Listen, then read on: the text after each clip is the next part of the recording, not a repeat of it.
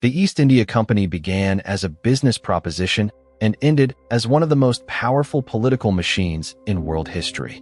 It started with merchants, paper, signatures, stock, and ships. It ended with armies, tax systems, censuses, annexations, opium, famine, railways, courts, and a map of South Asia permanently altered by corporate rule. That is the scale of the transformation. What looked at first like a chartered commercial venture became a state in all but name, and then, when the fiction could no longer be sustained, yielded its dominion to the British Crown. But even that transfer did not erase the deeper truth. Long before Britain officially governed India through the Raj, a corporation had already learned how to turn trade into coercion, coercion into administration, and administration into empire. To understand the East India Company, it is not enough to say that it traded tea or spices or cotton. Many merchants traded goods. Many ships crossed oceans. What made this company different was the way it sat at the intersection of finance, war, law, and distance. It was born in a period when European states were learning to arm commerce and commercialize war.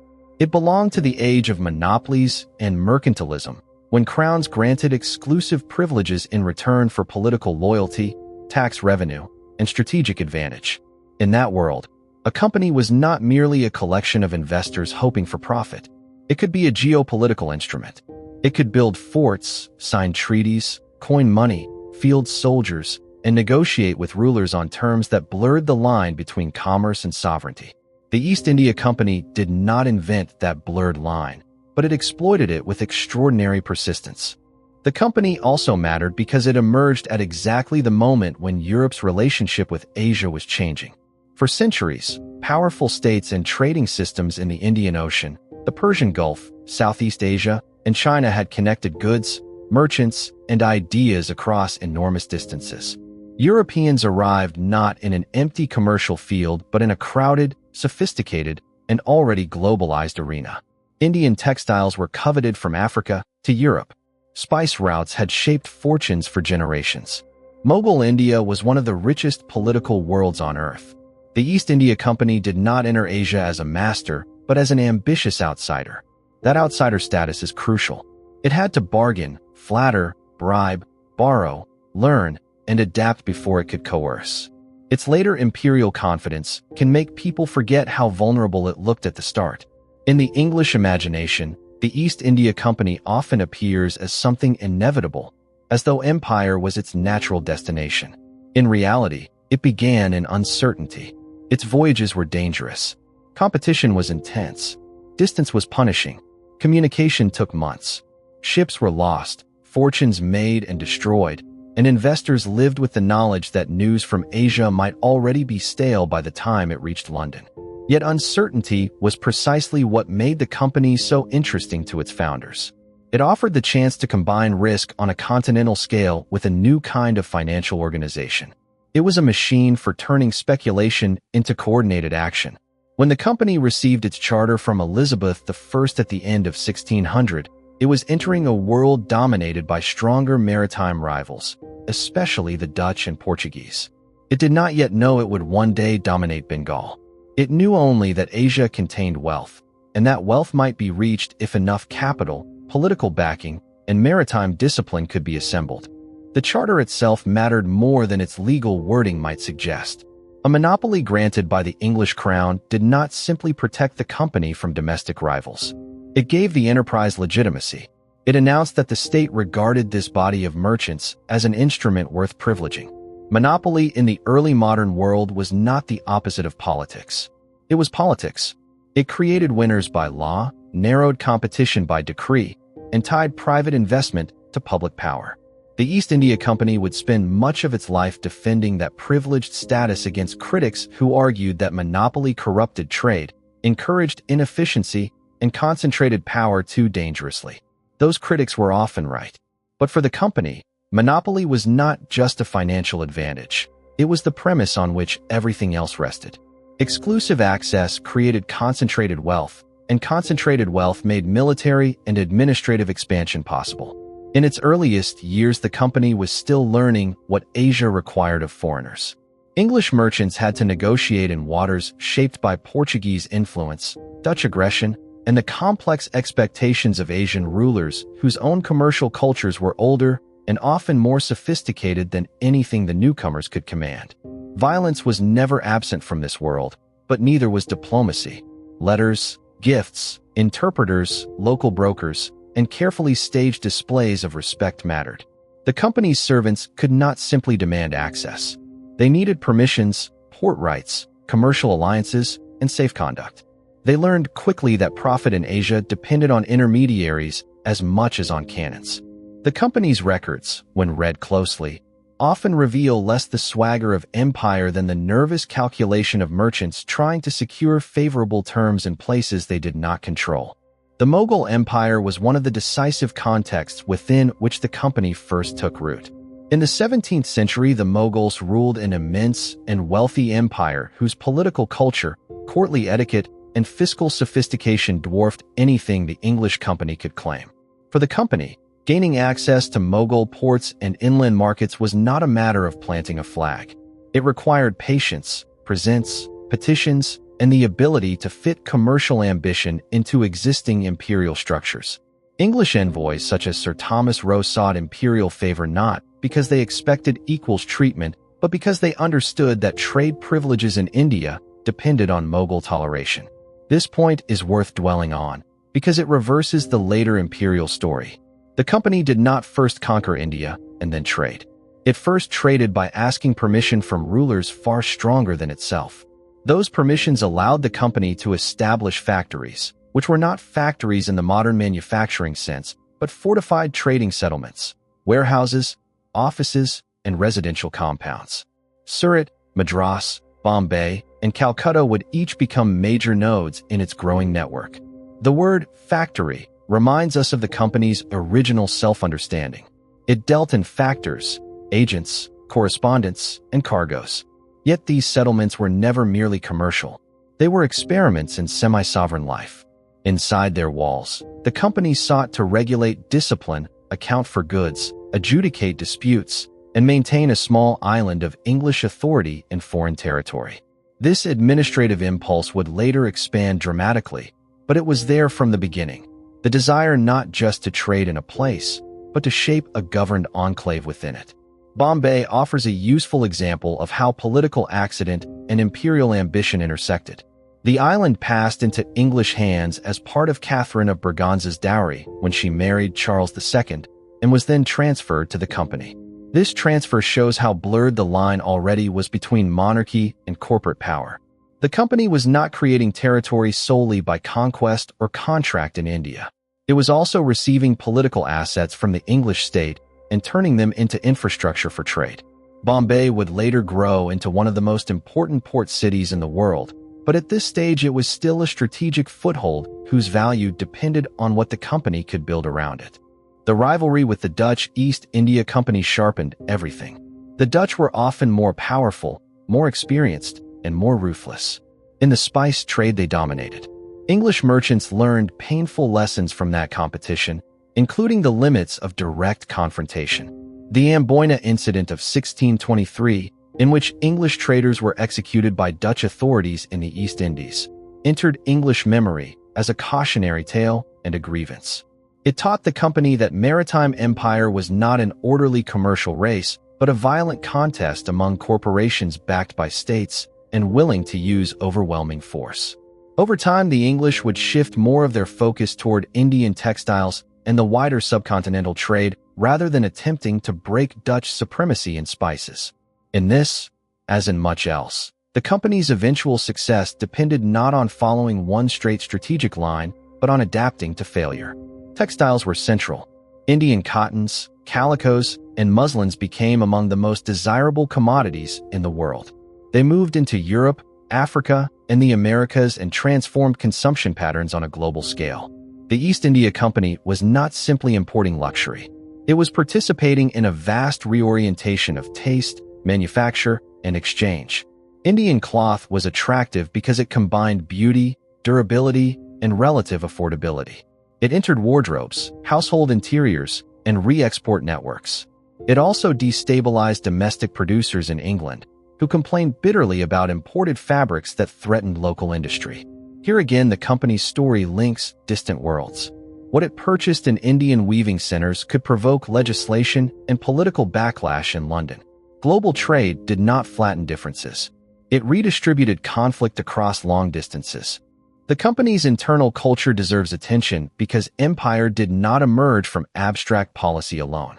It emerged from the ambitions and anxieties of individual servants who crossed oceans to make fortunes, avoid debt, escape limited prospects at home, or simply participate in a world larger than the one they had inherited. These men, and later a smaller number of women within the company's social orbit, lived in conditions of intense hierarchy, loneliness, temptation, and opportunity. Salaries were often low relative to the fortunes available through private trade, gifts, commissions, and corruption. This produced a culture in which official duty and personal enrichment constantly collided. Directors in London wanted discipline, compliance, and predictable returns. Men on the spot wanted latitude, protection, and the chance to extract wealth before illness or death caught them. The company never solved this tension. Instead, it managed, masked, and periodically denounced it. Even as corruption remained one of the engines through which influence was built. Private trade was particularly important. Company servants were technically bound by rules, but in practice many used the infrastructure of the monopoly for their own gain. They formed partnerships with local merchants, invested in side ventures, manipulated accounts, and accepted gifts that blurred into bribes. Such behavior was not aberrant. It was woven into the fabric of an organization that operated across huge distances and depended on imperfect supervision.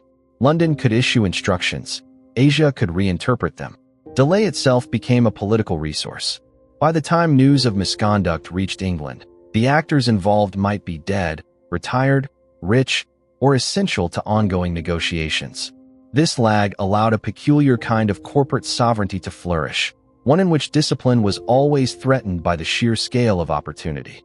The company also developed its own forms of law. In order to sustain settlements, manage disputes, punish offenses, and maintain order among its servants, it needed legal mechanisms. At first, these were narrow and internal. Over time, they widened. Courts appeared. Regulations thickened. Jurisdictional claims expanded. Law, in this context, was not merely a civilizing veneer over commerce. It was one of the tools by which the company transformed enclaves into governed spaces. When later critics attacked the company as a state masquerading as a business, this legal accumulation was one of the reasons. Merchants can sign contracts. States claim jurisdiction. The East India Company increasingly did both. War entered the story early because trade in the 17th and 18th centuries rarely traveled unarmed. The company fortified settlements and maintained troops initially to defend cargo, ports, and privileges. But defense can be a short road to intervention. Local political conflicts, European wars transplanted to Asian theaters, and the company's own expanding ambitions created repeated occasions for force. The Carnatic Wars in South India during the mid-18th century were especially important because they demonstrated how European corporate and state rivalries could become entangled with Indian succession struggles. French and British interests backed rival claimants. Military skill, artillery discipline, and alliances with Indian powers mattered. Figures like Robert Clive emerged from this setting, learning that the company could do more than trade if it was willing to exploit political fragmentation. This was the crucial transition from merchant outsider to armed political broker. It did not happen in one instant, and it did not mean the company suddenly became all-powerful. But the logic changed. If commercial security depended on political outcomes, and if military intervention could shape those outcomes, then the company had every incentive to deepen its role in local power struggles. That role was always justified in limited terms. A treaty here, a fortification there, a loan, a garrison, a defensive alliance. Empire often advances through the language of temporary necessity. The East India Company mastered that language. It rarely announced grand design.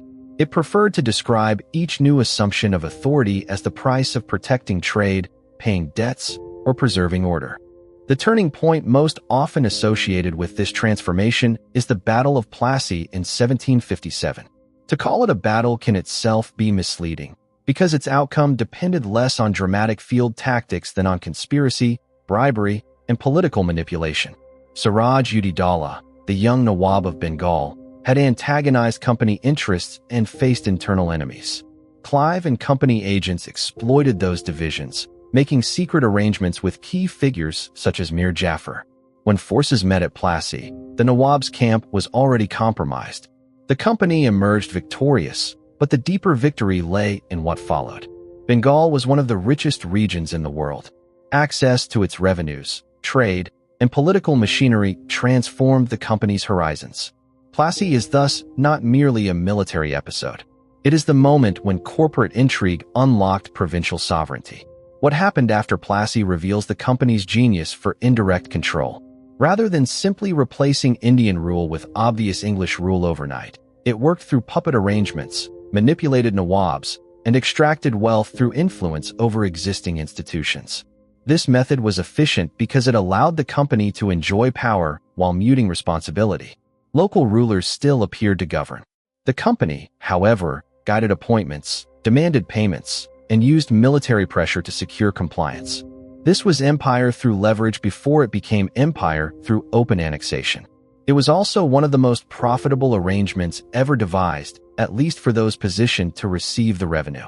The Battle of Buxar in 1764 and the subsequent grant of the Diwani in 1765 deepened the transformation beyond concealment. By acquiring the right to collect revenue in Bengal, Bihar, and Orissa, the company moved from influencing political authority to exercising one of its core functions. Revenue collection is sovereignty in fiscal form. It binds agriculture, law, and coercion together. A merchant company that collects land revenue from millions of subjects is no longer only a merchant company. It is a state with shareholders. The company tried to preserve the appearance of indirect rule through what has often been called dual government, but appearances grew thinner. It now sat atop one of the richest agrarian revenue systems in the world. Its officials, many of them more interested in extraction than stewardship, treated Bengal as a vast reservoir of transferable wealth. The consequences were immense. Bengali revenue helped finance company wars, enrich private fortunes, stabilize stock prices, and alter British politics itself. Nabobs, company men who returned to Britain with startling wealth, became objects of fascination and resentment. They bought estates, parliamentary influence, and social standing. Their riches raised obvious questions. How had so much money been made? On whose backs? By what right?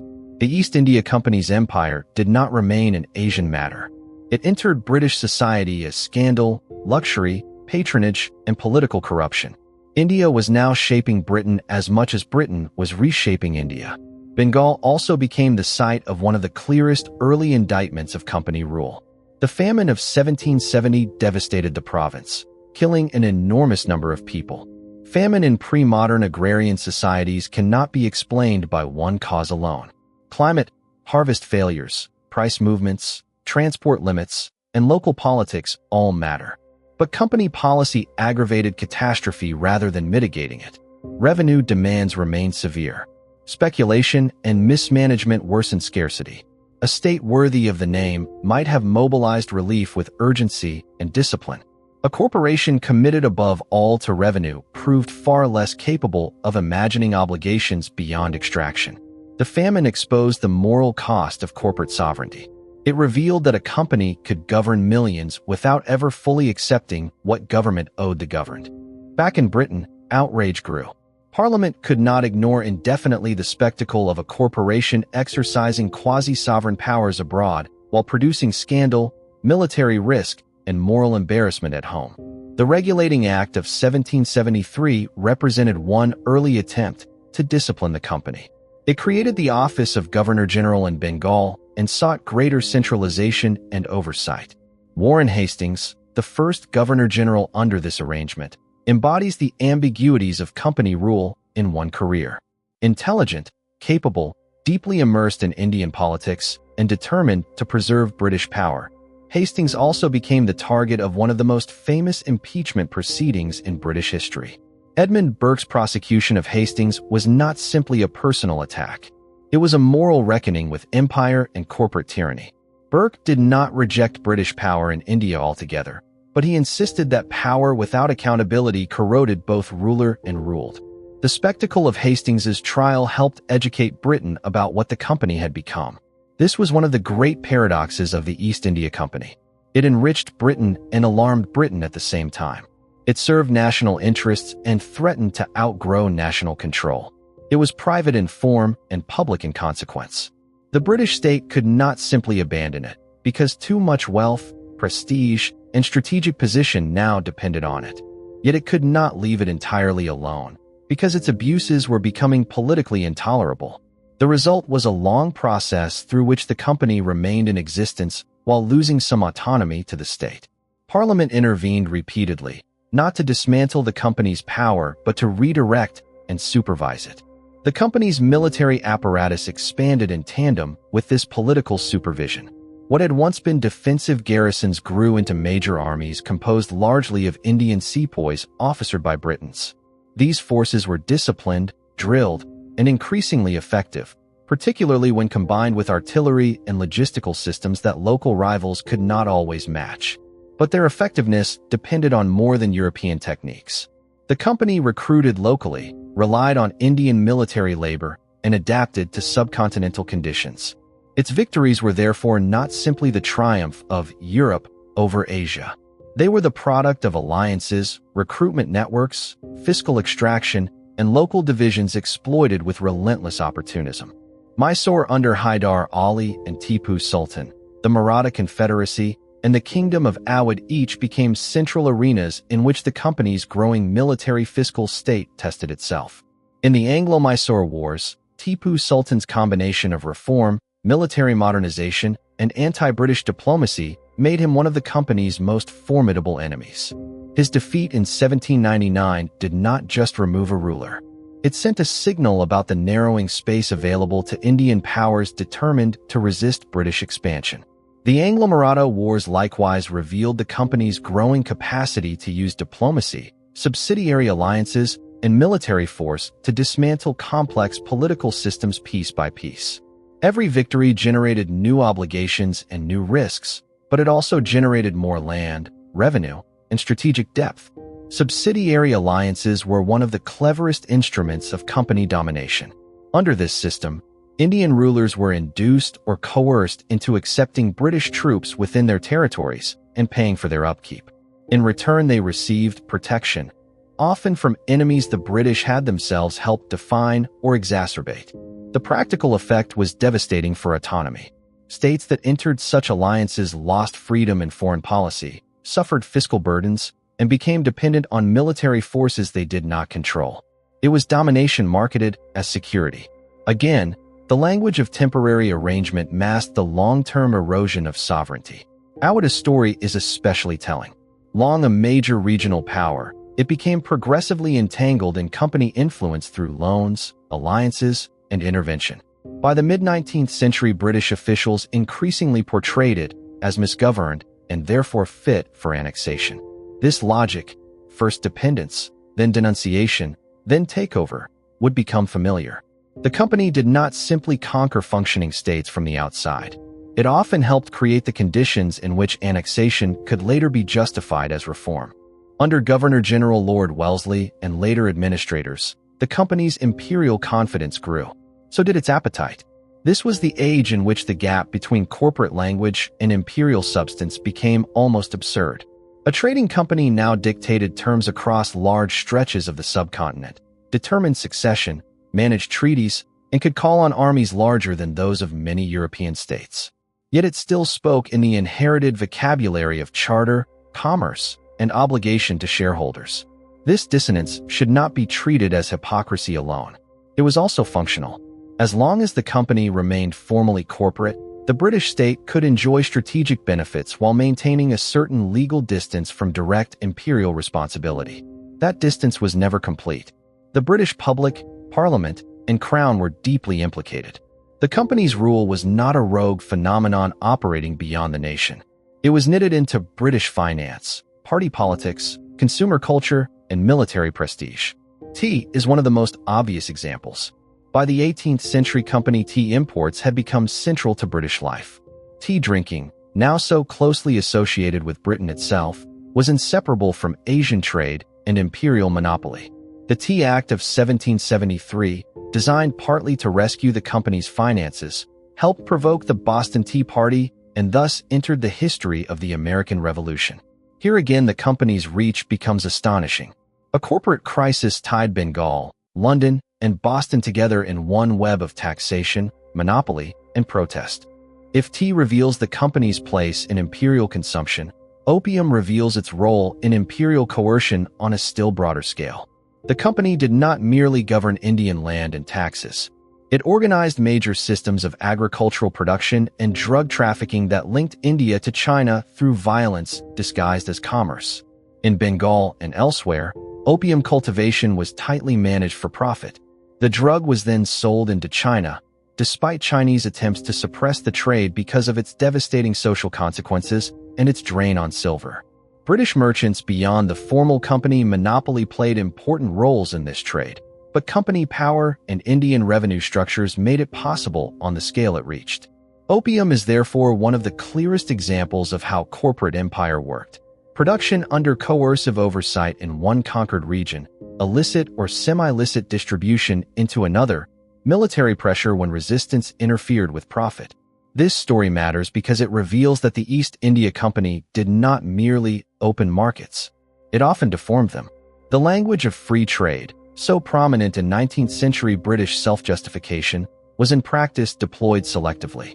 Monopoly when useful, smuggling when profitable, war when resisted. This was the operating ethic. The Opium Wars of the 19th century, while formally occurring under a changing relationship between state and company, belonged to the same imperial logic the company had helped entrench. India financed empire. Opium linked Indian coercion to Chinese humiliation. The company's fingerprints are all over that system, even when later historians focus more on the British state. Inside India, company rule also transformed knowledge. Empire requires information, and the company became an enormous engine for mapping, classifying, surveying, recording, and translating. Revenue systems demanded land measurement. Military strategy demanded geographic intelligence. Legal governance demanded some codification of customs and property. Orientalist scholarship, philology, and administrative curiosity grew alongside conquest. Men like William Jones and institutions like the Asiatic Society represent one side of this story: fascination with India's languages, literatures, laws, and antiquities. The other side is more practical and more troubling. Knowledge was gathered not only to admire but to rule. The census spirit, the survey spirit, the archival spirit, all these developed under company governance in ways that would shape later colonial administration. A state that wishes to tax, recruit, adjudicate, and reform must categorize. But categorization is never innocent. It freezes fluid realities into administrative units. It selects what counts as religion, caste, tribe, custom, or property in ways that can profoundly alter social life. The company's India was therefore not only conquered militarily, it was reordered epistemically. Villages became revenue units. Lineages became property claims. Legal traditions were translated into forms legible to British courts. Difference was documented, but in being documented, it was often transformed. Education became another side of company power. Debates over whether to support Persian, Sanskrit, Arabic, or English education were not abstract cultural questions. They touched the future composition of colonial elites and the nature of rule itself. The famous Macaulay Minute of 1835 is often remembered for its arrogant confidence in English education and Western knowledge. But behind that rhetoric stood a practical project: the production of intermediaries who could help sustain empire. The company did not need to anglicize all of India to govern it. It needed clerks, judges, translators, teachers, and professionals who could operate within the administrative universe it was creating. Missionaries, though sometimes at odds with company caution, also entered this expanding imperial ecology. Earlier in its history, the company had often preferred limited overt evangelism, fearing that aggressive missionary work might destabilize trade and rule. Over time, however, evangelical currents in Britain and reformist impulses within empire pressed toward more active interventions in Indian social life. Campaigns against sati, debates over widow remarriage, and discussions of improvement, all unfolded within a fraught space where humanitarian language mixed with imperial confidence. Some reforms addressed real cruelties. Yet, even benevolent intervention could deepen suspicion when carried out by rulers who had little legitimacy among those they governed. Empire often flatters itself by pointing to reforms while forgetting the coercive structure within which those reforms occur. Lord William Bentinck and later administrators increasingly spoke the language of rationalization, economy, and moral reform. Railways, telegraphs, and modern infrastructures are often associated more with the later Raj than with the company alone, but the company period laid much of the groundwork for the imperial assumption that India should be remade according to British administrative logic. This remaking was never total, never coherent, and never uncontested. But its ambitions grew. Corporate rule had ceased to be about trade security. It had become an argument that India itself should be governed, improved, disciplined, and rearranged in the name of efficiency, morality, and progress. By the time Lord Dalhousie pursued annexations through the doctrine of lapse in the mid-19th century, the company's confidence had become dangerous. The doctrine held that princely states lacking a natural male heir could be annexed rather than allowing adopted successors. To British legal minds, this could be defended as principle. To many Indian rulers and elites, it looked like predation masquerading as jurisprudence. Satara, Jhansi, Nagpur, and other territories were absorbed under this logic. Annexation piled resentment upon resentment. Princes lost power. Soldiers feared change. Landholders faced new revenue pressures. Religious and social anxieties deepened. The company's state had become larger than its moral comprehension of the society it ruled. The Bengal army, built so carefully over decades, embodied this contradiction. Sepoys were indispensable to British power, yet they were never equals within it. Their labor conquered India for a foreign corporation, but their status remained subordinate, their dignity conditional, and their loyalty assumed more often than understood. Pay structures, overseas service anxieties, promotion limits, and cultural insensitivities all eroded trust. The cartridge controversy of 1857, involving rumors that rifle cartridges were greased with cow and pig fat and therefore offensive to both Hindu and Muslim soldiers, was not the sole cause of the uprising that followed, but it was a spark in a landscape already dry with grievance. The uprising of 1857, remembered variously as the Indian Rebellion, the Sepoy Mutiny, or the First War of Independence, destroyed the company's political future even where it did not immediately destroy British power. What began among sepoys at Meerut spread with startling speed and complexity. Delhi became a symbolic center as rebels invoked the aged Mughal Emperor Bahadur Shah Zafar. In Kanpur, Lucknow, Jhansi, and elsewhere, conflict widened into siege, massacre, revenge, and civil war. The company's rule, so confident in its administrative routine, suddenly discovered how many layers of resentment it had accumulated. Soldiers rebelled, dispossessed rulers fought, peasants calculated, urban groups chose sides, and local grievances fused with anti-colonial anger in ways no single explanation can contain. The British response was ferocious. Retribution after retaking rebel centers was often indiscriminate and brutal. The violence of 1857 and 1858 permanently scarred imperial memory on both sides. British narratives emphasized atrocity against Europeans, especially women and children, and used these stories to justify immense reprisals. Indian memory preserved its own ledger of humiliation, slaughter, and destruction. The uprising failed militarily, but it succeeded in one decisive respect. It convinced Britain that company rule could not continue in its old form. A corporation might be tolerated when trade and conquest produced profit. It could not be trusted when the very foundations of imperial authority were shaken by rebellion. In 1858, the British Crown formally took over the governance of India. The Government of India Act ended the East India Company's rule as a governing power. Yet even here the company did not vanish instantly as a historical force. The Raj inherited its territories, armies, records, debts, habits, and assumptions. In many ways the Crown State was the company's state rebranded and tightened. What changed was the formal location of sovereignty and the language of responsibility. The fiction that a body of merchants governed India for commercial reasons had become untenable. Now empire would stand more openly as empire. The company itself lingered for a time as a corporate shell before final dissolution in 1874. That end was quiet compared with the scale of the world it had shaped. There was no single spectacular collapse, no courtroom scene in which a judge declared the age of corporate empire finished. Instead, the institution faded into legal termination while its consequences remained everywhere. India had been reordered. Britain had been enriched and morally compromised. China had been forced open under systems to which the company was deeply connected. Global trade had been remapped. Corporate forms had demonstrated capacities that still trouble the modern imagination. Because that may be the deepest legacy of the East India Company. It showed what happens when profit-seeking institutions acquire military force, legal privilege, and political autonomy on a vast scale. The company belongs to the 17th, 18th, and 19th centuries, but its shadow reaches into the present because it poses questions modern societies still struggle to answer. How much power can be granted to organizations whose primary language is financial return? What happens when private and public authority merge so thoroughly that responsibility becomes diffuse? How do states benefit from corporate power while pretending they are not answerable for its crimes? The East India Company was not a modern multinational in any simple sense. Its world of charter monopoly and armed ships differs profoundly from today's.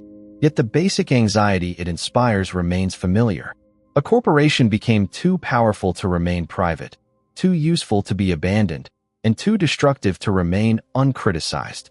Its story also matters because it forces Britain's imperial history into sharper focus. Empire did not arrive only through the crown, the Union Jack, and parliamentary design. It also arrived through ledgers, stock subscriptions, warehouses, auctions, monopolies, and the deliberate privatization of conquest. The East India Company reminds us that capitalism and empire did not merely intersect. They often advanced together through the same institutions. War could be financed by trade, trade protected by war, and both justified by legal forms that disguise domination as contract. In India, the company's afterlife is complex and painful. Some of the infrastructures and institutions associated with colonial modernity emerged under or after its rule. Railways, codified law, new educational opportunities, certain forms of administrative integration. These are often listed in simplistic imperial balance sheets. But such lists can mislead. They risk treating conquest as a development program rather than a regime of extraction whose reforms served power first. The company did not conquer India in order to modernize it. It ruled to secure revenue, trade, and strategic advantage. Whatever improvements were later claimed existed within that framework, not above it.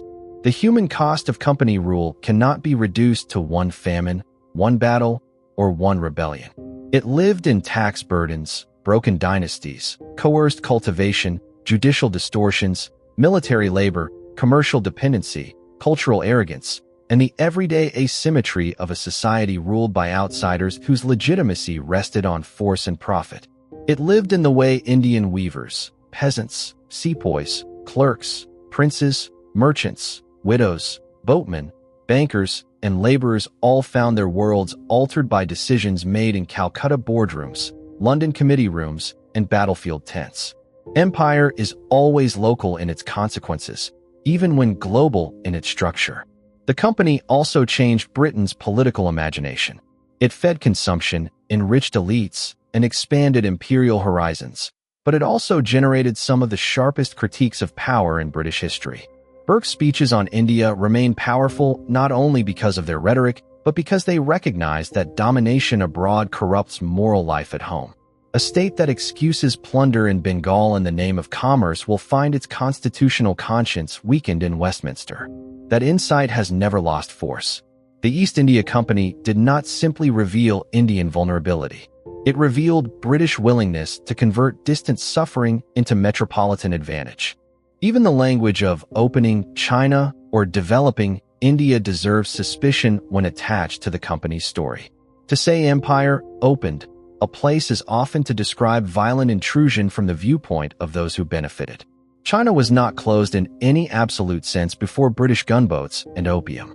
India was not waiting for corporate governance before British armies. The East India Company entered thriving political and commercial worlds, disrupted them, subordinated them, and then described the result as access, order, reform, or progress. Naming is part of power. The company knew this well. Its archive is full of paperwork that turns violence into administration. Revenue settlements become tables. Annexations become principles. Monopoly becomes chartered right. Famine becomes statistics. Rebellion becomes mutiny. Each word narrows perception. One task of history is to widen it again. When we say the East India Company was the corporation that conquered, we should hear both halves of that phrase in full. It was corporate in structure, built from investors, boards, dividends, and privilege.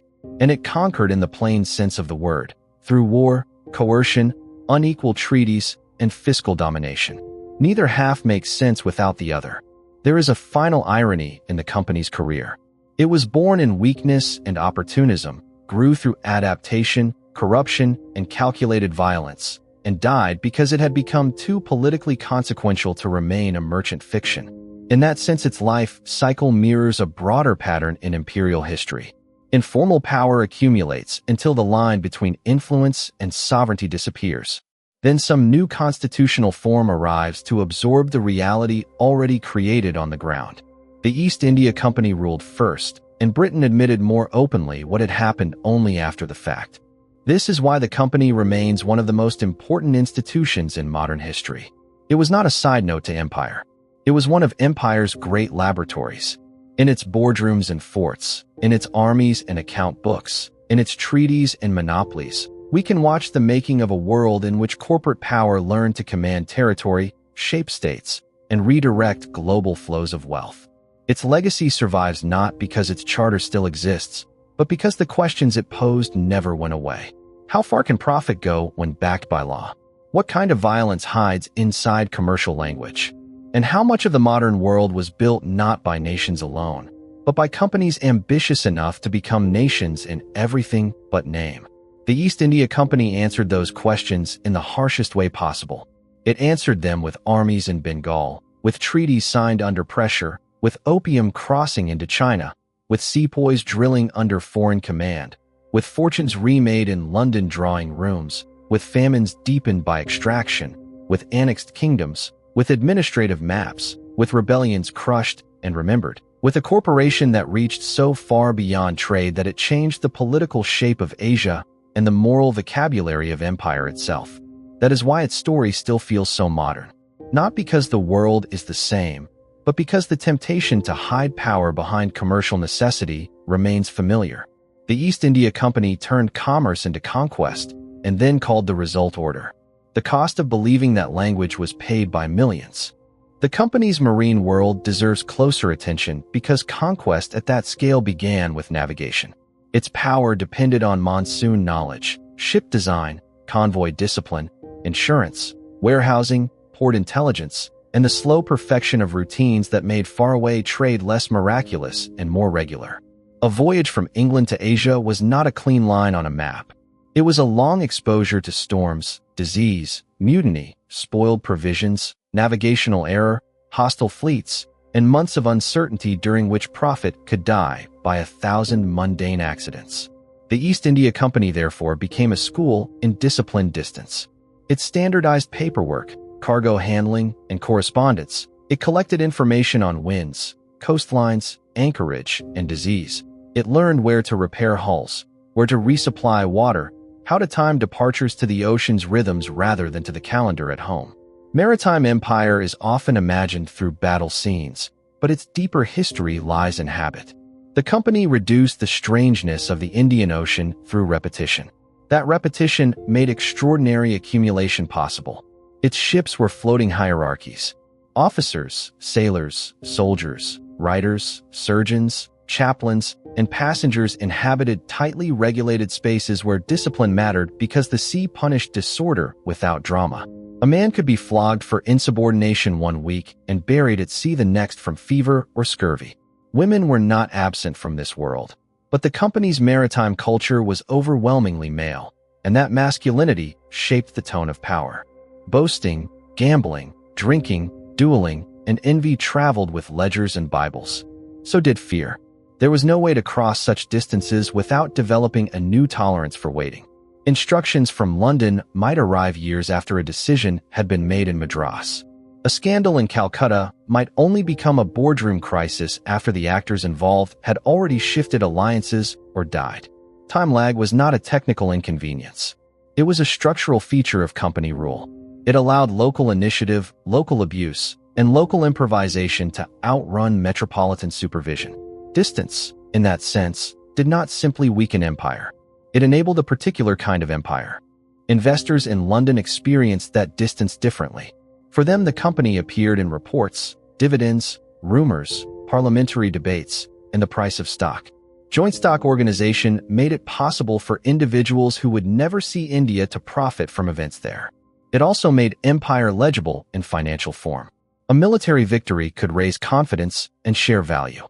News of a lost fleet, a corrupted administration, or a diplomatic disaster could unsettle markets.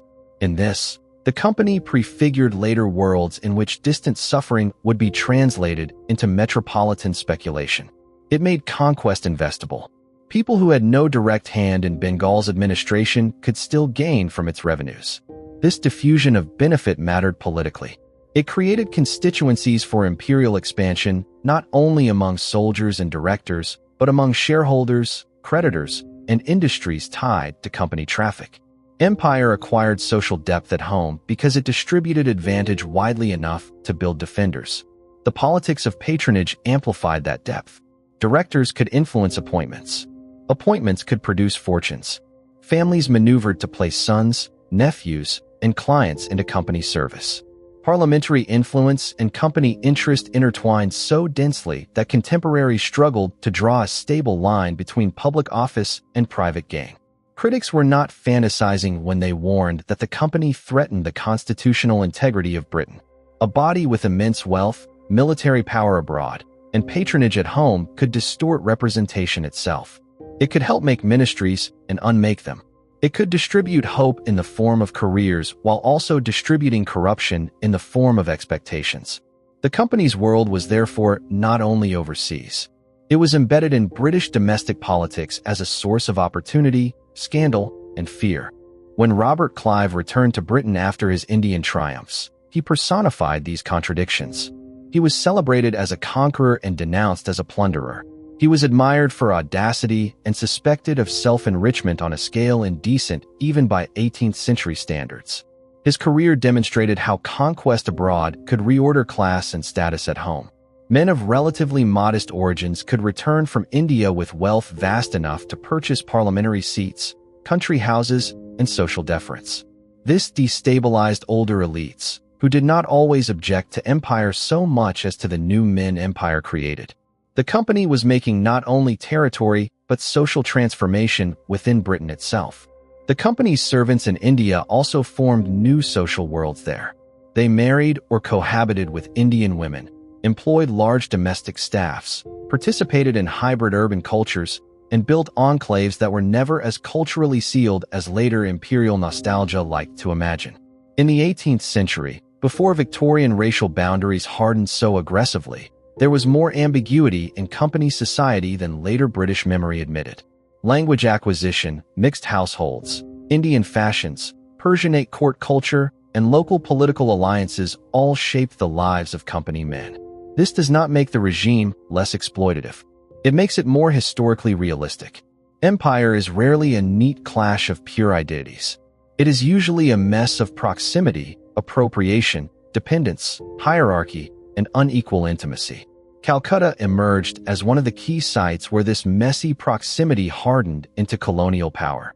What began as a trading settlement became, in time, the administrative heart of Company India. Fort William, the company's warehouses, offices, houses, and legal institutions helped transform the city into a capital of extraction. Clerks copied papers that would shape millions of lives. Judges interpreted laws whose categories were often being remade by the very act of interpretation. Merchants, brokers, translators, and petitioners moved through a world where English authority was becoming normal, even though it remained foreign. The city itself became evidence of what company rule could build. not simply markets, but a colonial urban order tied to global finance. Law and Company India evolved into a field of both experimentation and domination. The British often claimed to respect indigenous customs by administering Hindus under Hindu law and Muslims under Islamic law. In practice, however, these systems had to be translated, textualized, and fixed in forms legible to British institutions. Scholars, pundits, qazis, and colonial judges participated in this process, but the overall effect was not simple preservation. It was transformation through codification. Fluid practices became categories. Select texts were elevated as authoritative in ways that altered how law operated on the ground.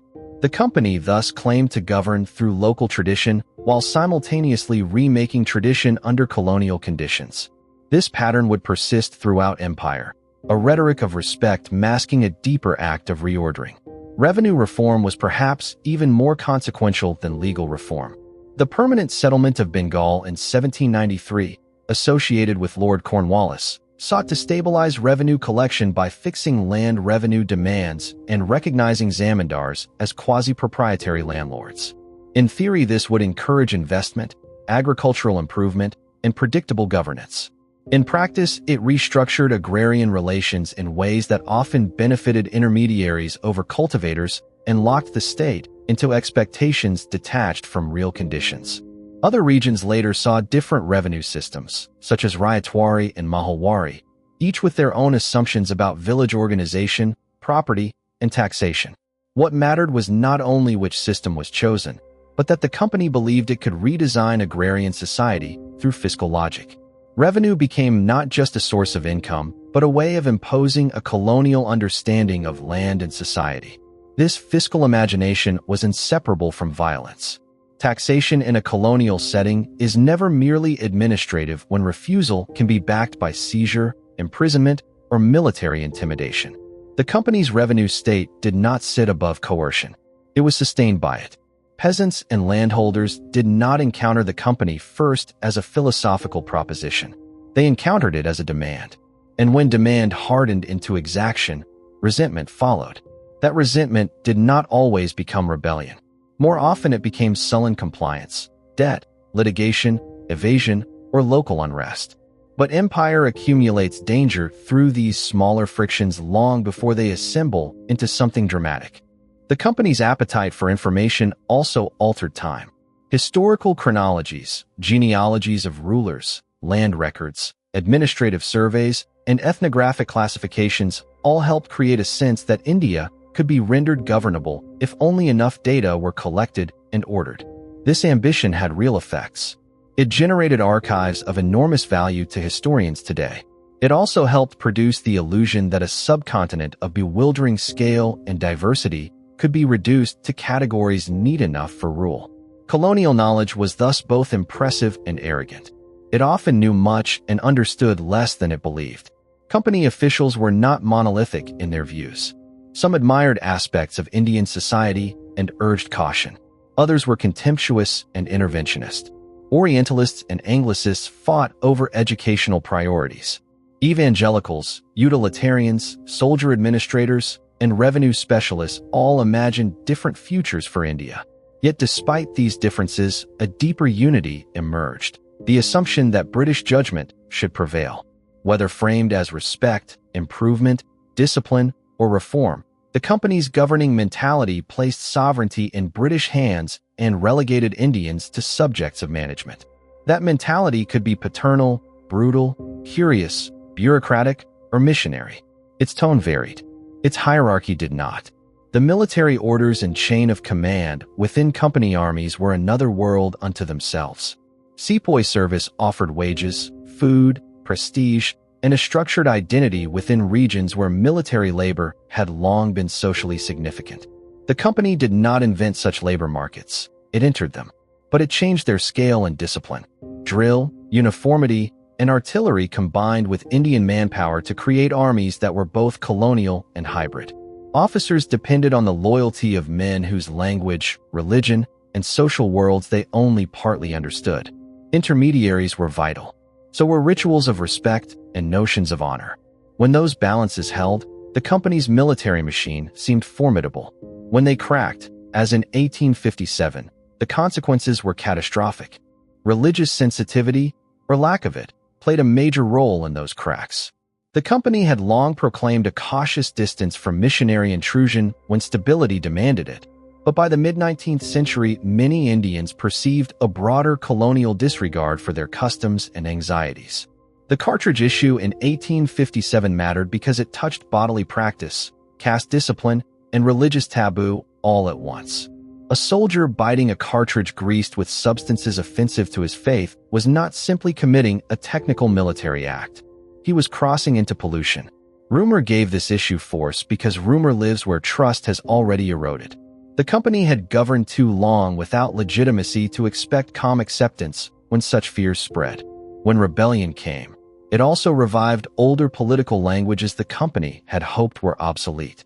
The Mughal emperor, long reduced in practical power, returned as a symbolic sovereign around whom rebels could briefly imagine a different legitimacy. This alone reveals how incomplete company conquest remained, even after a century of expansion.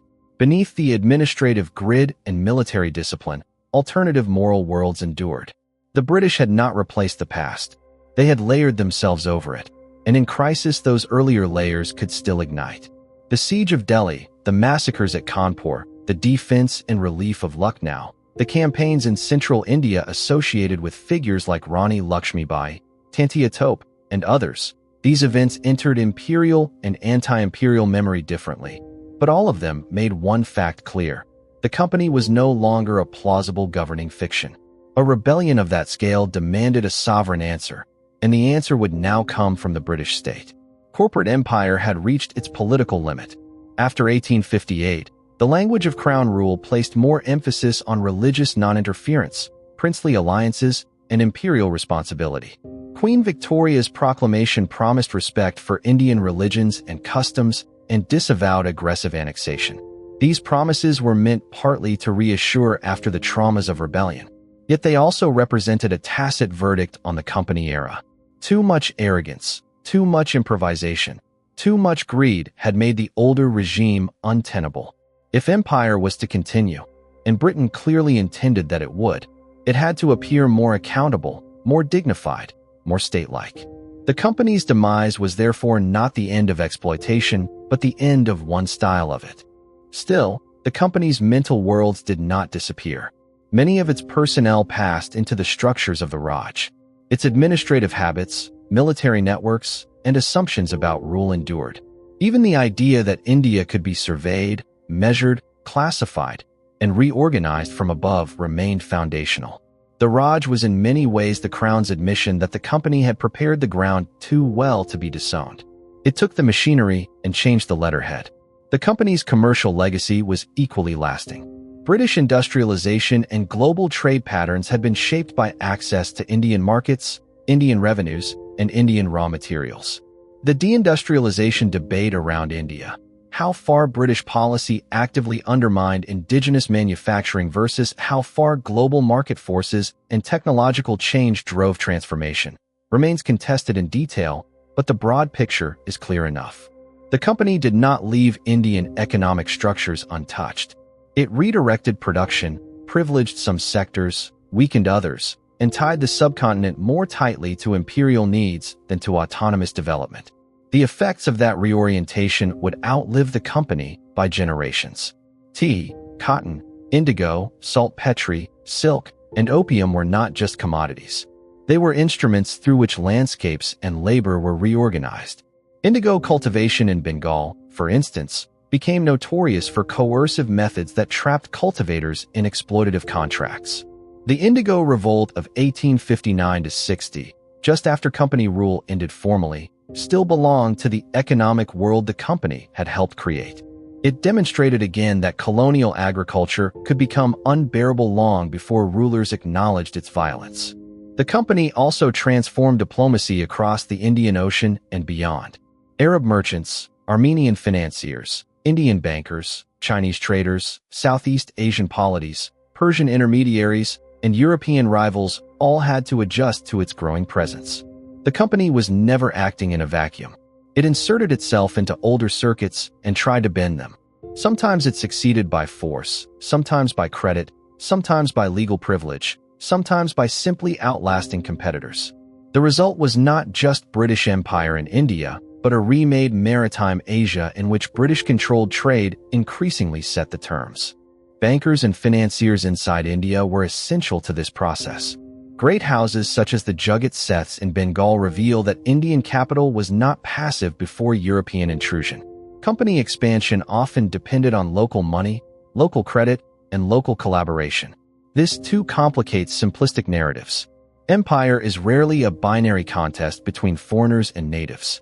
It recruits allies, creates intermediaries, rewards some, ruins others, and exploits rivalries already present. Collaboration does not make empire benign. It makes it stronger. The company mastered the politics of selective advantage. Its racial ideology also hardened over time. Earlier ambiguities of cultural exchange and local adaptation gave way, especially by the 19th century, to a sharper insistence on British superiority and social distance. Segregated clubs, moral disdain, anxieties about interracial intimacy, and a bureaucratic culture of rank all became more prominent. Empire was learning to defend itself not only with guns and laws, but with race. This shift mattered because it changed the tone of rule. It made condescension more systematic and mutual recognition more difficult. The company that once negotiated from relative weakness had become confident enough to treat India not as a world of peers and rivals, but as a field of subjects. Yet confidence bred blindness. Again and again, the company interpreted resistance as local disorder rather than structural indictment. Famines were treated as unfortunate disruptions rather than warnings about extractive systems. Military discontent was localized rather than understood as cumulative grievance. Political annexations were justified by doctrines that ignored the symbolic and emotional worlds they violated.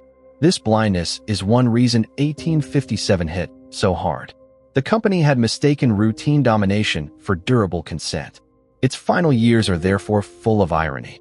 At the very moment when it seemed strongest territorially, it had become weakest conceptually. It could no longer explain what it was.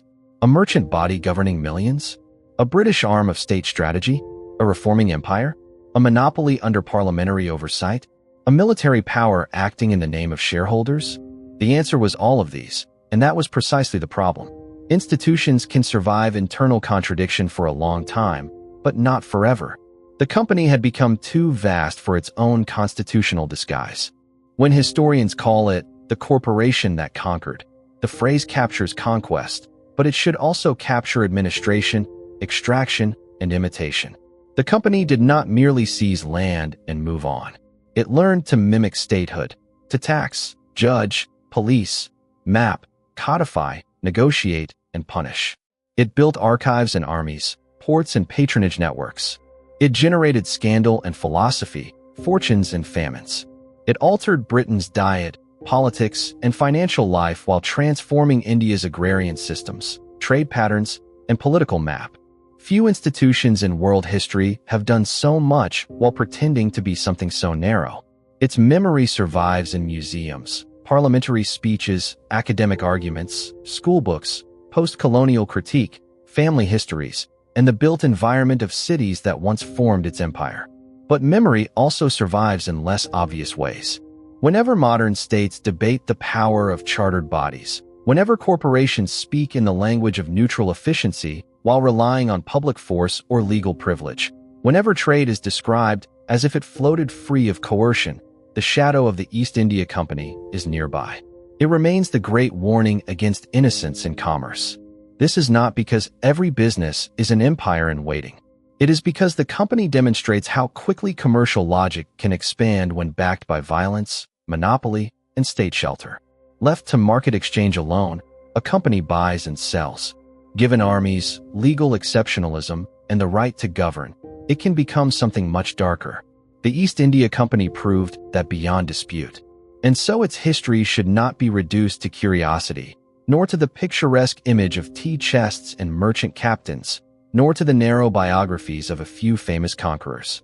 It is the history of a system that turned bookkeeping into battlefield advantage, trade privilege into territorial rule, and private profit into one of the most consequential empires the modern world ever knew. That empire was not a side effect. It was the product.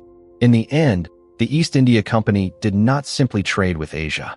It reordered Asia for trade, and then called that reordering civilization, security, and progress. The violence of that claim is why its story still matters. There is another way to see the company's empire, through the humble office desk. Pens, seals, ledgers, inventories, translated petitions, court opinions, shipping manifests, military returns, customs schedules, bond registers, and maps did as much to sustain company rule as muskets or cannon. Empire runs on paper because paper stabilizes claims across distance. A commander in the field could not hold a province permanently by memory. A director in London could not monitor a governor-general by rumor alone. The company's paper empire created chains of accountability that were imperfect, manipulable, and often corrupt, but nonetheless powerful. It turned acts of seizure into entries, entries into precedents, and precedents into governance. Paper also gave the company a language of innocence. A confiscation might be described as settlement. A coercive contract might become agreement. A subsidy extracted at gunpoint could appear as treaty obligation. The archive did not merely record empire, it helped launder it. This administrative style fostered a particular kind of imperial personality. The heroic conqueror remains vivid in public memory because battle is easier to narrate than paperwork. Yet many of the company's most consequential servants were not battlefield geniuses, but administrators capable of living inside forms. They understood how to arrange revenue, draft dispatches, oversee districts, and interpret regulation in self-serving but legally defensible ways. Their power came from endurance as much as brilliance. They sat through hearings, copied reports, learned enough local language to extract compliance, and developed a bureaucratic patience that could outlast more dramatic opponents. Colonial domination is often remembered through moments of visible force. Just as often it proceeds through the dull persistence of forms. District collectors exemplified this. In later company rule, these men became central figures in local administration. They were expected to supervise revenue collection, police order, correspond with higher authorities, and serve as conduits between village-level realities and the state's fiscal appetite. The title itself reveals something. The collector was not first imagined as a representative citizen magistrate or social reformer, but as a gatherer of revenue. Governance radiated outward from extraction. Even when collectors later acquired broader responsibilities, the revenue imperative remained close to the center. This helps explain why reforms that sounded humane or rational from above so often felt predatory below. The state's first question was still what could be collected. The environment of rule mattered too. Company governance changed landscapes.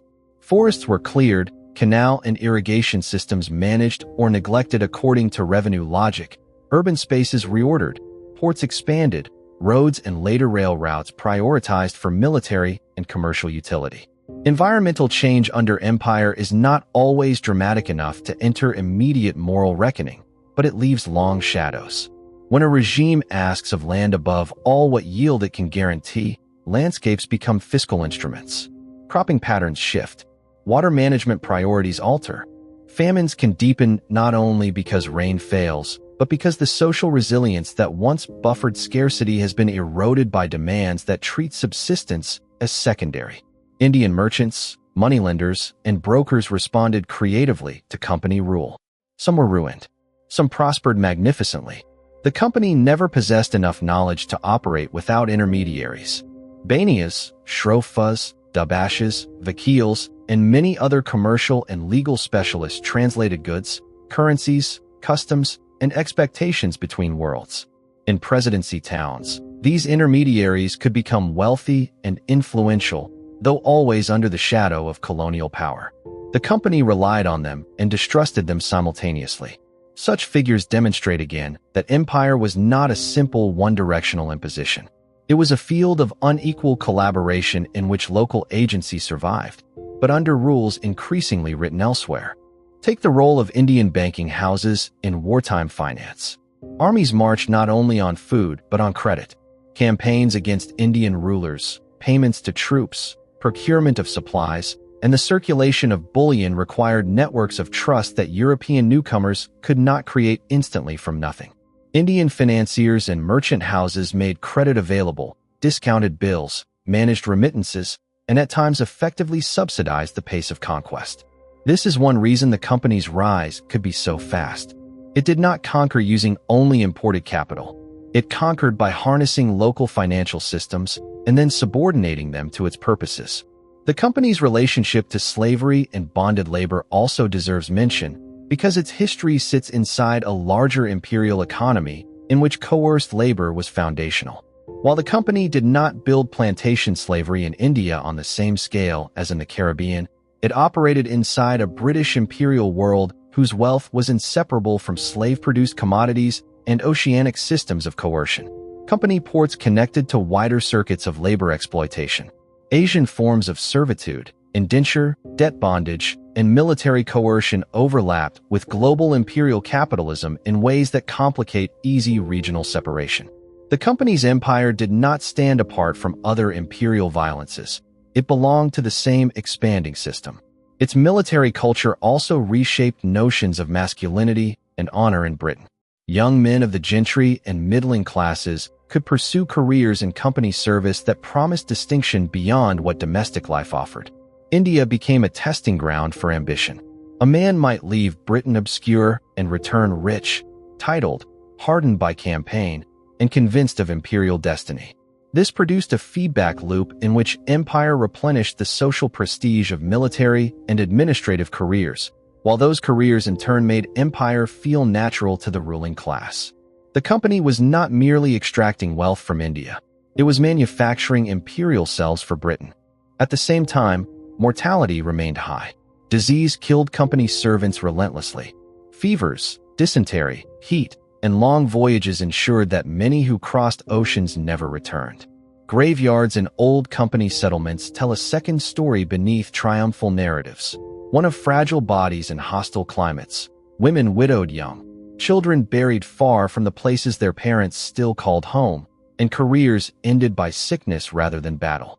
This human vulnerability mattered because it intensified the scramble for rapid enrichment. Men who feared early death often had little incentive to think like benevolent long-term governors. They thought like people in a hurry. London directors often complained that their servants in India behaved like independent princes. The complaint was justified.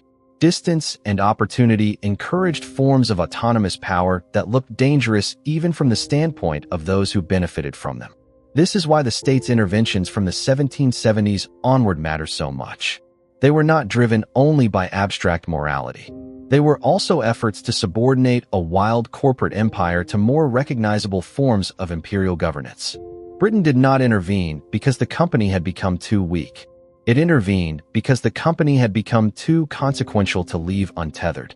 The famous India Act of 1784, associated with William Pitt the Younger, sharpened this supervision. It created a board of control that increased government influence over company affairs, especially in political matters. This dual system, corporate structure alongside state oversight, captures the hybrid nature of late 18th century empire. Britain was nationalizing responsibility without fully nationalizing form. The company still existed, but the state was steadily occupying the command heights. It is one of the great constitutional oddities of imperial history. A private corporation ruling vast territories under increasing direction from a government that still found the fiction of separate corporate personality useful. This fiction persisted because it offered advantages. Blame could be shifted. Costs could be mediated through shareholders. Parliamentary leaders could denounce abuses while preserving the strategic gains those abuses had produced. The company's existence thus allowed a kind of moral compartmentalization. Empire could be criticized and enjoyed at the same time. Britain could condemn a Hastings or a Clive while keeping Bengal. It could reform procedures while preserving conquest. This selective conscience is one of the defining traits of liberal empire, and the company helped perfect it. The company's influence extended into culture. Orientalist painting, travel writing, parliamentary oratory, moral philosophy, popular theater, and novels all absorbed India as a subject. It could appear as land of fabulous wealth, corruption, cruelty, sensuality, ancient wisdom, or administrative challenge depending on the genre and political need. These representations mattered because they shaped how British publics imagined a place most would never see. The company did not rule only through armies and officials. It ruled through a circulating image of India that justified intervention, exoticized difference, and normalized asymmetry. Indian responses to these representations were varied. Some elites collaborated strategically. Some petitioned in the language of British law and justice, turning imperial principles against imperial practice. Others resisted locally or violently. Still others adapted while preserving internal intellectual worlds not easily captured by colonial categories. One of the mistakes of older imperial histories was to treat Indians as passive objects of company action. In reality, company rule was constantly being negotiated, challenged, reinterpreted, and maneuvered around by the people it sought to govern. The problem was not absence of agency. It was inequality of power. Consider the world of petitions.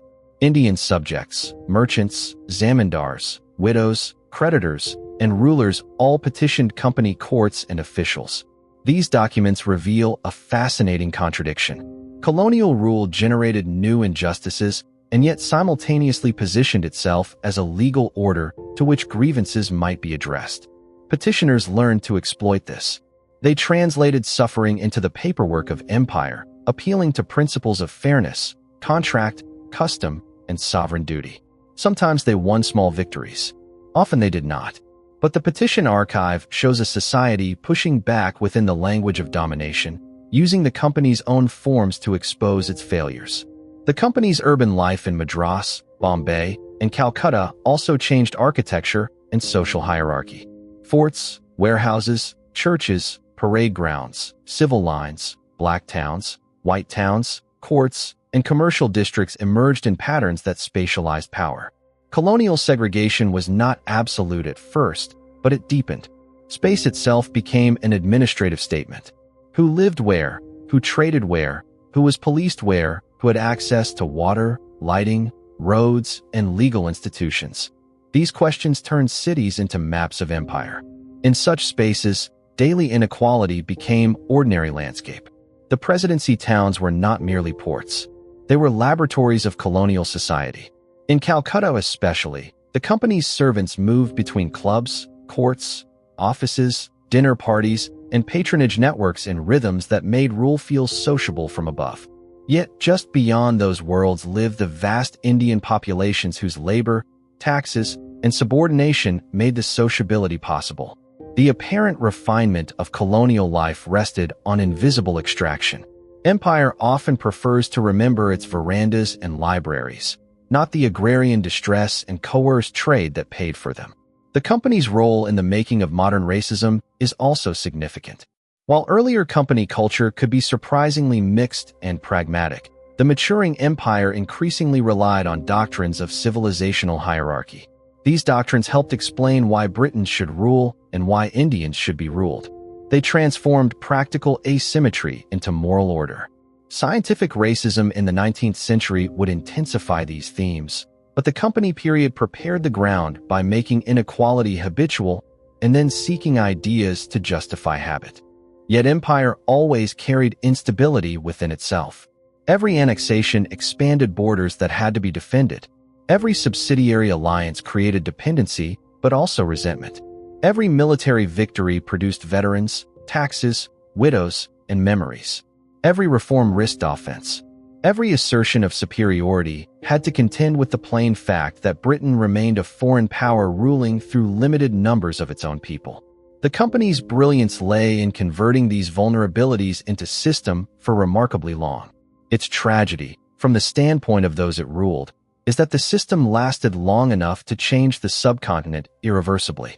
When the Crown took power after 1858, the company became easy to condemn as a corporate monstrosity whose excesses proper imperial governance would now correct. This was partly propaganda. Crown rule did alter some administrative practices and broaden direct state responsibility, but it did not undo the structures of exploitation and hierarchy the company had created. In a sense, the company served as empire's necessary scandal, an institution convenient enough to build domination and disreputable enough to blame once domination needed cleaner clothing. The legal dissolution of the company in 1874 therefore solved almost nothing morally. It ended a chartered body. It did not end the land settlements, social dislocations, market dependencies, and colonial statecraft that body had produced. The Raj inherited all of that. Later nationalist movements in India inherited it too, though in different form, as grievance, as institutional framework, as target of critique, and as part of the political world they would have to transform. Modern India's encounter with the company is thus not merely archival. It is constitutional and emotional.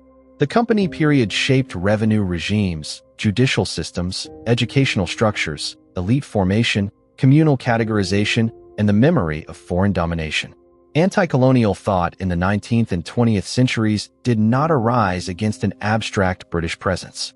It arose against specific histories of plunder, racial arrogance, and administrative conquest in which the East India Company loomed large. To study the company is therefore to study a formative layer of the world later nationalists had to undo. For Britain, too, the company remains a difficult inheritance. It links national pride in maritime adventure and global commerce to some of the harshest realities of coercive empire. It complicates comforting stories in which Britain conquered primarily through good government or moral seriousness. The company's record makes clear that profit, monopoly, opportunism, and violence were not unfortunate byproducts, but central mechanisms. If Britain became a global power, the company was one of the instruments through which it learned how to do so. It also matters that many company men sincerely believed they were improving the world. History becomes too easy when we assume all imperial actors were conscious villains. Some were cynical, some greedy, some brutal, some curious, some dutiful, some reformist, and many were mixtures of these. The danger lies precisely there. Empire does not require universal sadism. It can function quite effectively when ordinary, ambitious people persuade themselves that domination is administration, that extraction is development, and that foreign rule is a regrettable but necessary stage on the road to improvement. The company offers one of the clearest examples of how destructive systems can be sustained by people who do not describe themselves as monsters. There is a final, almost haunting modernity to the East India Company. It reminds us that institutions can accumulate power in layers. First monopoly, then infrastructure, then armed protection, then legal privilege, then fiscal rights, then territory, then ideology. By the time the full shape is visible, it may already rule millions. That layered growth is why the company still alarms. It did not announce itself at the beginning as the future sovereign of Bengal or the organizer of the opium trade into China. It became those things step by step, each justified by the logic of the previous one. Seen this way, its history is not only about what one corporation did. It is about how power expands when each increment is described as practical, temporary, and necessary. The East India Company conquered because it could move across scales. It could think like a merchant in a warehouse, a financier in a counting house, a governor in a council chamber, a general on campaign, and a sovereign in a revenue office. Few institutions have ever done that so effectively. Fewer still have left such a deep scar. By the time it disappeared as a corporation, it had already written itself into the history of global capitalism, modern empire, South Asian state formation, British political culture, and the violent remaking of Asian trade. That is why the company cannot be reduced to a curiosity or a prelude. It was one of the decisive institutions of the modern world. And if its story still unsettles, that is because it should. It forces us to see that empire can wear the face of business, that ledgers can travel with armies, and that the pursuit of profit, once fused to law and force, can reshape continents. The East India Company did exactly that. It began with merchants asking for a charter. It ended by demonstrating how far a corporation could go when the world allowed commerce to become command. The East India Company's rivalry with the Dutch East India Company also deserves one last return, because comparison sharpens understanding. Both were chartered corporations with monopoly privileges, long-distance fleets, and quasi-sovereign ambitions. Both belonged to the early modern marriage of commerce and coercion. Yet their trajectories diverged in ways that reveal much about the political worlds from which they came. The VOC often appears in modern economic history as the archetypal joint stock giant, a marvel of early finance and global scale. The English East India Company, by contrast, became more deeply entangled in territorial empire on the Indian subcontinent. This was not because one corporation was morally cleaner than the other. It was because circumstances, state structures, competitive failures, and local opportunities pushed them along different paths. The Dutch remained formidable in Southeast Asia. The English discovered in India a set of conditions under which commercial privilege could become fiscal sovereignty.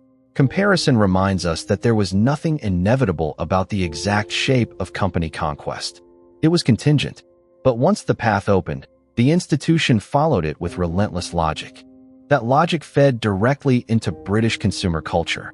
Tea rituals in middle-class parlors, printed cotton in homes, chinoiserie fantasies, oriental luxury, and the language of refinement all circulated through company routes.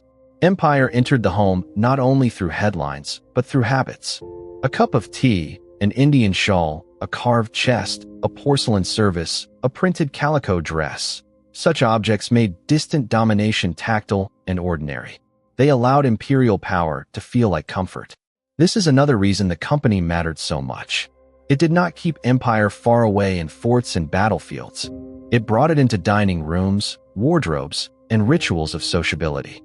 The home front of British Empire was, in this sense, not metaphorical. It was materially furnished by overseas extraction. The company's language of improvement became especially potent in the 19th century because it offered moral cover for domination at the moment when older mercantilist justifications looked less respectable. Improvement could mean roads, canals, schools, legal rationalization, sanitary reform, agricultural productivity, or disciplined labor. It could also mean dispossession. Those who resisted could then be described not merely as enemies of British power, but as obstacles to progress itself. This rhetorical move was one of empire's most effective weapons. It converted self-interest into duty. It transformed criticism into ingratitude. And because improvement often came bundled with some real changes in infrastructure or administration, it was not always easy to challenge without also sounding indifferent to material welfare. Yet the crucial question remains: improvement for whom, on what terms, and with whose consent? The company almost never asked those questions in ways that threatened its own supremacy. One sees the consequences clearly in the treatment of artisans and producers. Indian weavers who had once supplied markets across the world increasingly found themselves squeezed by company purchasing power, changing tariff regimes, and the later flood of machine-made British textiles. The famous image of a conqueror on horseback can hide this quieter violence. A society can be subordinated not only through battlefield defeat, but through the restructuring of what it produces, what it imports, and what kinds of labor are rewarded or destroyed. The company's history is full of such transformations. They are less cinematic than Plassey and less famous than 1857, but they are just as consequential. The remaking of livelihoods is one of the deepest forms of conquest. The company also turned information about India into imperial capital in Britain's intellectual life. Dictionaries, grammars, legal digests, botanical surveys, antiquarian collections, coin cabinets, and translated literatures all circulated into learned circles. Scholars and administrators often congratulated themselves for preserving or discovering Indian civilization even as the regime that enabled their scholarship undermined Indian autonomy. This tension runs through the whole archive of Orientalist knowledge. Admiration and domination sit side by side. The same hand that translates a text may sign a revenue demand. The same institution that funds a survey may organize annexation. The East India Company demonstrates with unusual clarity that knowledge and power are not parallel tracks. Under empire, they frequently travel in the same carriage. There were, of course, moments when company officials became uneasy with what they had built. Some recognized that conquest had outrun capacity, that judicial arrogance produced absurdity, that revenue hunger could destroy the very agrarian base on which state income rested. But institutional unease rarely overpowered institutional momentum. The company was too deeply committed to growth. Every new district promised revenue. Every new alliance promised leverage. Every successful war produced expectations among shareholders and politicians alike. Expansion became not simply a strategy, but a habit of organizational being. To stop expanding would have required the company to rethink what it was. That was a task it never mastered. By the mid-19th century, one could see the burden of that failure almost everywhere. Annexed territories stretched administrative competence. Cultural contempt hardened social distance. Military dependence on Indian troops coexisted with profound distrust of Indian motives. Public moralism in Britain coexisted with colonial brutality in India. Commerce still mattered, but now it moved inside a landscape so transformed by rule that the distinction between trade and government had long since ceased to describe reality honestly. The company had become, in a phrase, too imperial to remain corporate and too corporate to remain morally intelligible as a state. Its end under the crown is often described as a clean transfer, but the more haunting truth is that the East India Company succeeded in one final way. It taught Britain how to rule India more directly. The Raj inherited its districts, its assumptions, its appetite for categorization, its fears of revolt, its racial hierarchies, and its strategic view of the subcontinent as both prize and problem. In that sense, the company's dissolution was not an erasure but a transmission. It is easier to abolish a charter than to abolish the habits of mind that charter trained. This is why the East India Company still belongs in any serious history of the modern world. It sits at the origin of questions that never quite went away. How should power be constrained when it operates far from the people who authorize it? What happens when investors profit from coercion they never see? Can a body designed for commerce be trusted with sovereignty? How do legal privileges and political patronage allow private entities to accumulate public force? These questions are not antiquarian. They are enduring because the company's story made them impossible to ignore. Its rise was not a historical accident, nor was it a simple triumph of superior efficiency. It was built from state backing, monopolistic privilege, military opportunism, local collaboration, financial innovation, and an extraordinary willingness to treat other societies as fields of extraction. Its rule was maintained through paper and gunpowder, diplomacy and deceit, reform and revenue, courts and campaigns. Its decline came not because it repented, but because the contradictions of corporate sovereignty became too large to manage in the old form. And so the East India Company stands not only as one of the great imperial institutions, but as one of the clearest demonstrations that capitalism, when armed, chartered, and politically protected, can become a conqueror in everything but name. That is the lasting force of its history. It makes visible a truth modern societies still struggle to confront. Profit does not remain harmless when the law, the state, and organized violence decide to carry it overseas. If one wants a final measure of the company's historical scale, it lies here. Millions of people who never heard the phrase shareholder value, never saw Leadenhall Street, never read a charter, and never met a director still lived and died inside realities the company had set in motion. A cultivator in Bengal, a soldier in Awadh, a merchant in Canton, a clerk in Calcutta, a parliamentarian in London, a tea drinker in Boston, a widow petitioning a colonial court, a prince negotiating a subsidiary alliance, a missionary in a presidency town, a financier discounting company paper, a weaver facing altered demand, all were entangled in the same machine. Few institutions have ever connected so many lives through such unequal power. That is why the East India Company continues to command attention. Not because it was colorful, though it was. Not because it was wealthy, though it was enormously wealthy. But because it revealed, early and with brutal clarity, how commerce could become conquest when law, finance, and force moved together. The company did not simply help make the British Empire. It helped teach the modern world what corporate empire could look like. And once seen clearly, that lesson is difficult to forget. The company's ships are gone, its board dissolved, its territories long transformed, but the pattern it embodied remains legible. Privilege becomes power, power seeks protection, protection becomes force, force demands administration, and administration disguises conquest as necessity. The East India Company walked that path farther than any corporation of its age, and in doing so it changed the destinies of Britain, India, China, and the global order around them.